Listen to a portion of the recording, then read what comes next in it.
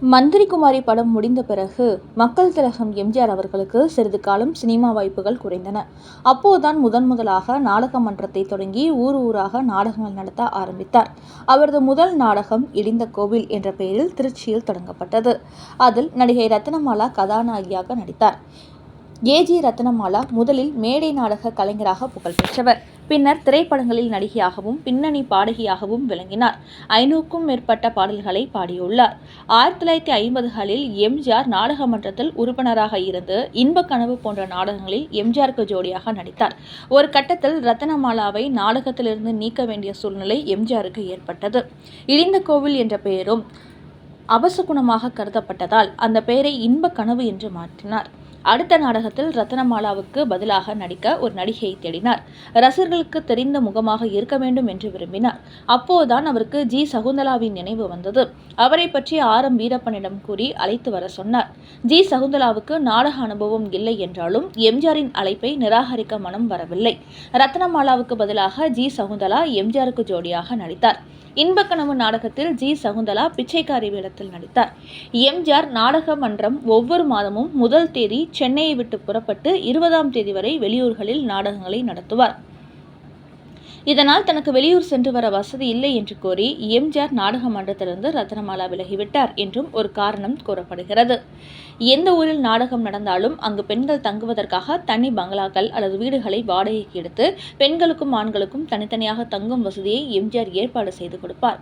அனாவசியமாக எந்த நடிகரும் எந்த நடிகையிடமும் சென்று பேச முடியாத அளவுக்கு இராணுவ கட்டுப்பாட்டை போல தனது நாடக குழுவை எம்ஜிஆர் நிர்வகித்தார். அது மட்டுமல்ல, இந்த இரவு நேரங்களில் வெளியாட்கள் பெண்களுக்கு எந்த தொந்தரவும் ஏற்படக்கூடாது என்பதற்காக எம்ஜிஆர் டார்ச் லைட்டுடன் பெண்கள் தங்கியிருந்த இடத்தை சுற்றி சுற்றி கண்காணிப்பார். சில நேரங்களில் வீட்டுக்குள்ளும் டார்ச் வெளிச்சம் தெரிந்துவிடும். அப்போது பெண்கள் விழித்துக்கொண்டு யார் என்று கேட்டால் பயப்படாமல் தூங்குங்கள் என்று எம்ஜிஆரின் குரல் மட்டுமே கேட்கும். இன்பக்கனவு நாடகத்தில் பிச்சைக்காரி வேடத்தில் நடித்த ஜி. சகுந்தலாவின் நடிப்பை பார்த்து எம்ஜிஆர் மிகவும் பாராட்டினார். அந்த நாடகத்தில் பிச்சைக்காரியாக நடித்த ஜி. சகுந்தலாவிடம் 2 பேர் கோயில் மண்டபத்தில் வம்பிழுப்பார்கள். அப்போது மண்டபத்தில் மேலாடையின்றி படுத்திருந்த எம்ஜிஆர் முதல் காட்சியில் தோன்றுவார். அவரை பார்த்தவுடன் ரசிகர்களின் கைத்தட்டல் அரங்கமே அதிரும். அந்த கைத்தட்டல் அடங்குவதற்கு சுமார் 10 நிமிடங்கள் ஆகும். கைத்தட்டல் ஓயும் வரை எம்ஜிஆர் நடிப்பை தொடங்காமல் ரசிகர்களின் அன்பை அமைதியாக ஏற்றுக்கொள்வார். மற்றொரு காட்சியில் புத்தூர் நடராஜனும் குண்டுமணியும் இணைந்து ஜி. சகுந்தலாவை பலாத்காரம் செய்ய முயற்சிப்பார்கள். அப்போது எம்ஜிஆர் குறுக்கே பாய்ந்து அவர்களுடன் சண்டையிட்டு ஜி. சகுந்தலாவை காப்பாற்றுவார். சீர்காழியில் இன்பக் கனவு நாடகம் நடைபெற்ற போது சண்டை காட்சியில் நடித்துக் கொண்டிருந்த சமயத்தில்தான் எம்ஜிஆரின் கால் முறிந்தது. அன்று நாடகம் தொடங்குவதற்கு முன்பு எம்ஜிஆருக்கு அணிவிப்பதற்காக ஆளுயர மாலை ஒன்றை 12 பேர் தூக்கி வந்தார்கள். அவ்வளவு பெரிய மாலையை அதுவரை ரசிகர்கள் பார்த்ததே இல்லை. அதுவே எம்ஜிஆருக்கு திருஷ்டியாக அமைந்தது என்று அப்போது பலரும் பேசிக்கொண்டனர். நாடகம் நடைபெற்றுக் கொண்டிருந்த போது சண்டை காட்சியில் எம்ஜிஆர் முதலில் புத்தூர் நடராஜனை தூக்கி வீசினார். அடுத்ததாக குண்டுமணியை தூக்கி வீசும் காட்சியில் டைமிங் சற்று தவறியது. அந்த சமயத்தில் எம்ஜிஆர் குண்டுமணியை தூக்க முயன்றபோது அவர் எதிர்பாராத விதமாக எம்ஜிஆரின் காலின் மீது விழுந்தார். இதனால் எம்ஜிஆரின் காலில் எலும்பு முறிந்து அவர் மேடையிலேயே கீழே விழுந்தார். அந்த காட்சியின் முடிவில் எம்ஜிஆர் கீழே விழுந்து மீண்டும் எழுந்து நிற்க வேண்டும். ஆனால் காலில் எலும்பு முறிந்ததால் அவரால் எழுந்து நிற்க முடியவில்லை. கடுமையான வலியையும் வெளிக்காட்டாமல் பர்தாவை இறக்க சொல்லுங்கள், மைக்கை கொண்டு வாருங்கள் என்று அமைதியாக உத்தரவிட்டார். பிறகு மடங்கியிருந்த காலை தானே மெதுவாக நீட்டிக்கொண்டு அங்கிருந்து உள்ளூர் மருத்துவரை வரவழைத்து கட்டு போட்டுக் கொண்டார். அதன் பிறகும் ரசிகர்களின் முன் தைரியமாக நின்று சில வார்த்தைகள் பேசினார். அதன் பின்னர் எம்ஜிஆரை புத்தூருக்கு அழைத்து சென்று சிகிச்சை அளிப்பதா அழைத்து செல்வதா என்ற குழப்பம் ஏற்பட்டது. இறுதியில் சென்னைக்கு அழைத்து சென்று சிகிச்சை அளிக்க முடிவு செய்யப்பட்டது.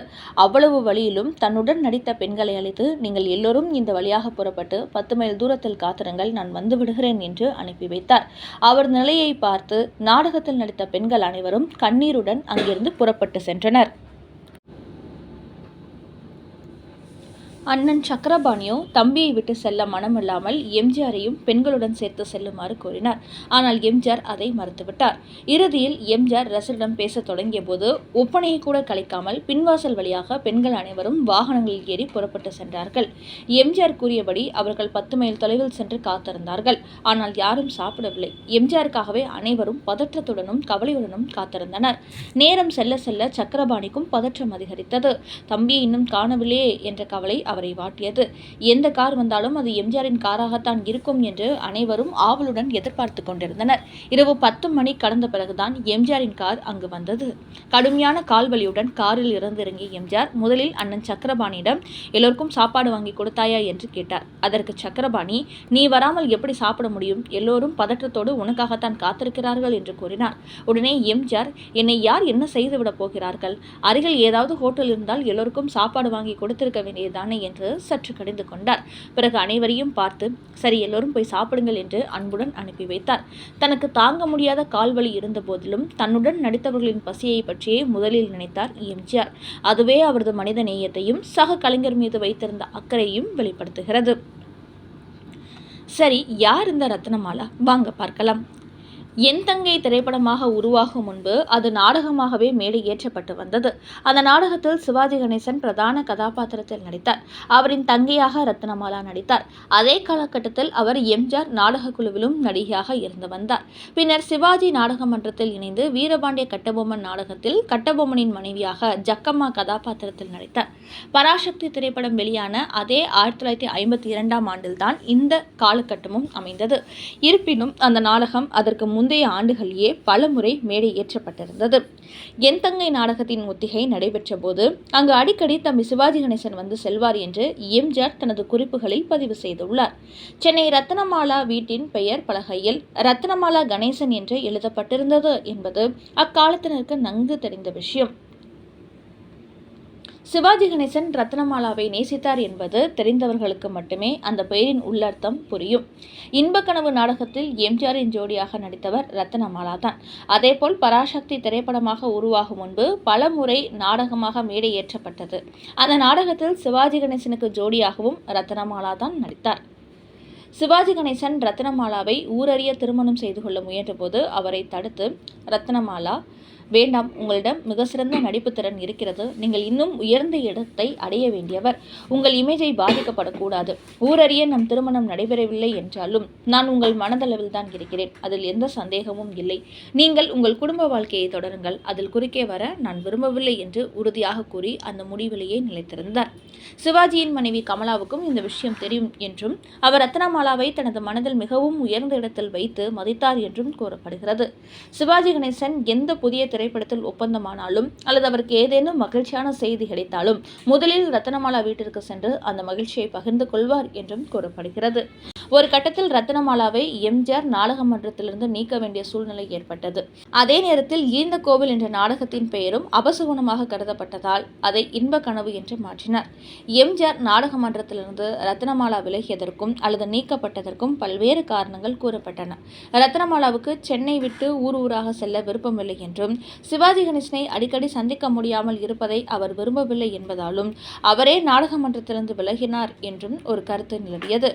மற்றொரு தரப்பினர், எம்ஜிஆர் தனது நாடக மன்றத்தை இராணுவ கட்டுப்பாட்டுடன் நடத்தி வந்ததால் சிறிய தவறுக்கு கூட இடமளிக்க விரும்பாதவர், அதனால் கூட ரத்னமாலாவை நீக்கியிருக்கலாம் என்றும் கூறினார்.